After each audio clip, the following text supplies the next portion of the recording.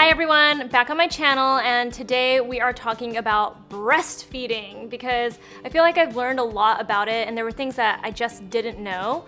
And you know, it's been kind of an interesting experience breastfeeding for the very first time and having a baby for the very first time. So today I'm going to talk to you about all the things I learned about breastfeeding, my tips, and just some of the stuff I've been using. All right, so I am 4 months into breastfeeding this little baby. I'm not gonna lie, I wasn't sure I was gonna even make it to 4 months. I've been telling myself that I'm gonna get to 6 months and then stop there, but we'll see. I have friends who said the same exact thing and then they ended up breastfeeding for like a year and a half. I'm not gonna go that far, but I might go past the 6-month point. Anyway, so let me just tell you a little bit about my experience in the beginning with breastfeeding. If you already have kids and you have gone through all this, then you'll probably remember the whole experience, right? Yes. But when I first had him, I had no idea that in the very, very beginning, the first couple of days when the baby is born, you don't actually produce breast milk. You produce something called colostrum. And, I had a C-section, so they put him on me really quickly actually, probably like an hour, not even an hour after I had him. I was already holding him and I could barely even feel my legs, but I was already holding him, and they were doing that so that, we could bond and have our skin-to-skin contact, and that could help the colostrum come in. Colostrum was really interesting to me because it's actually kind of like a clear liquid, and he wasn't eating that much. A tip that somebody gave me was to just be confident, because the baby can sense if you're confident or not. So I just went in there and like the minute I had the baby, I was just like, bloop, just put him on. Not knowing if I was doing anything right, I just decided to do it because I was like, I'm just gonna act like I'm gonna kind of like fake it till I make it. And so I was just kind of putting him on and he would kind of go at it.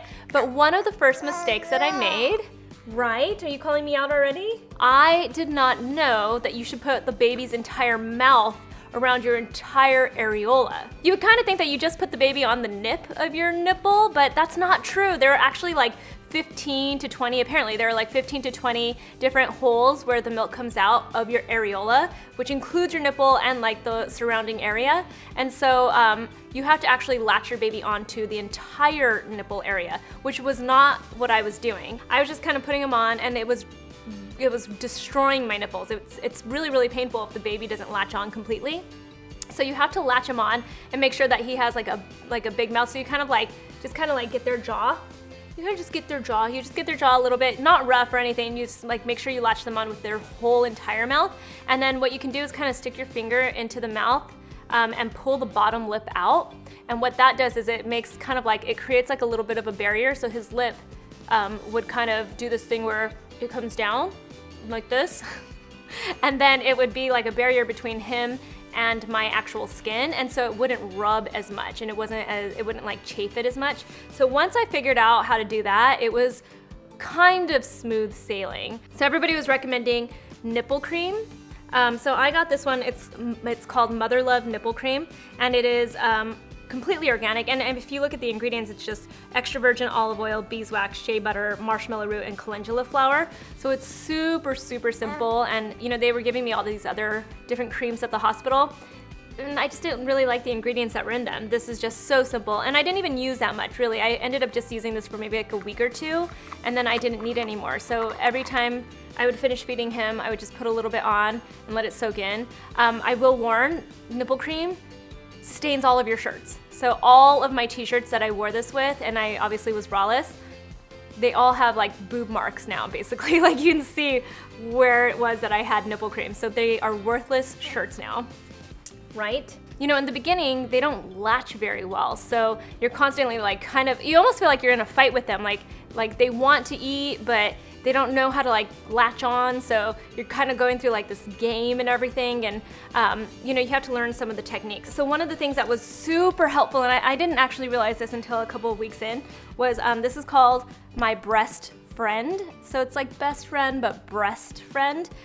B-R-E-S-T. First off, it's made of like a memory foam or something, so it's really firm but soft. It has a little pocket, and what you realize is it's like torture if you forget to bring your phone with you when you're about to feed the baby. So it's nice that you can like throw your phone into this before you even start the whole process, and you have the ability to reach it, because I'm telling you, when you're like sitting there and the phone is just like just right there, it's torture. It really is, because you're like, no, I could be reading my emails or looking on Instagram or something, you know? And the other thing I love is it has this padding in the back, and it makes you sit up a little bit straighter, because you end up getting really bad posture when you're breastfeeding, because you're just doing this number with the baby, and it's just, you know, all of it doesn't work out very well, and then it clips onto you, so it's not going anywhere. So this was really, really helpful in latching the baby, because you really just need to have them in the right spot, and then once they start to get it, it's like smooth sailing, unless your milk doesn't come in. So let's talk about that. My pediatrician recommended that I don't start pumping until a month or two into breastfeeding, but because I don't listen, because I knew I was going to go back to work, I decided to pump right away, and I figured out exactly why she didn't want me to do that. So I started pumping a week into breastfeeding, and what that did is it put my milk into overdrive. So if you do want to be able to save some of your milk and freeze it, then you can start pumping right away. If you don't, then be aware that you're gonna produce a ton of milk if you start pumping. Some of my tips to produce a lot more milk besides pumping right away is to, you know, a lot of people said that they recommend this mother's milk tea. Other people, a friend of mine, made me these lactation cookies, and they have ingredients like brewer's yeast and barley. But I'll tell you what my best tip is. Milk, your breast milk, is water. It's mostly water, besides some of the fat that you get in there and everything. But the thing that always ended up helping my milk supply was drinking water. I just needed to drink way more water. And if you have a hard time drinking water, one of the things I do, and I've been using this as an excuse the entire time I've been breastfeeding, ta-da!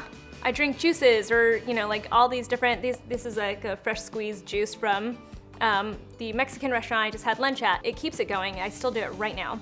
So liquids. All right, so one of the things that I learned when you produce a ton of milk, I don't think I fully understood this when I didn't have a baby, but I would hear that you get like plugged milk ducts, and it'd be like something called mastitis and stuff like that.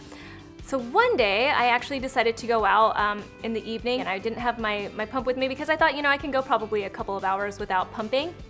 I got back home and I had this huge lump in my boob, and I got really worried about it at first. I thought, I was like, you know, what is this lump? Because it's hard. It feels really, really weird, and it's kind of uncomfortable, and it feels sore, and you start to feel like it feels warm and stuff. So I had this huge lump, and I didn't know what to do, so I started Googling it and texting some of my girlfriends, and they told me what it was. What I found worked was, they're by Earth Mama Angel Baby. Well, they make these to go right around your nipples. So you can just like warm these up in the microwave for just a couple of seconds, pop them into your bra, and they feel really, really nice. And so what that does is it warms up the whole area, because what ends up happening is it's like really thick, like milk fat that's clogging the ducts, so it doesn't have, like, the milk doesn't have a way to get out. And so it's just kind of clogged there. The best thing I could do was I made him eat. So I just like would put him on my boob and let him eat as long as he absolutely wanted. It's maybe a strange thing, but I would actually like put myself over him, because they say that like if you just let your boobs hang, it helps the milk come out even more, which makes sense, you know, gravity and everything. It's a very strange thing, but it helped. I would always get the duct out right away. So these, some heat, it can be any kind of heat, warm up a towel, something like that, put the heat on it, have the baby eat or pump it, and it'll help a lot, I promise. Some people recommended lecithin. Didn't think it worked, so lecithin, get rid of that. When it comes to pumping, what I did get is this, it's called Nature Bond, and it's just a silicone pump, and I like keeping it with me, but if you've got a pump on one side or you've got only a baby on one side, then you can use this. You just, you know, pop it onto your boob, and then you squeeze it, and then it creates like this suction onto your boob, and it stays in place all by itself. And that little suction, surprisingly, starts to draw the milk out. So while you're feeding or you're pumping with one boob, then your milk can start to collect on this side. And so I find that to be really, really helpful. I put this on one boob, pump on the other. And then you can also just use it like if you're out and something happens, like you get stuck somewhere, if you have it with you, you can actually just like use it to kind of relieve your boobs a little bit so that they're not just huge porn star rock hard boobs.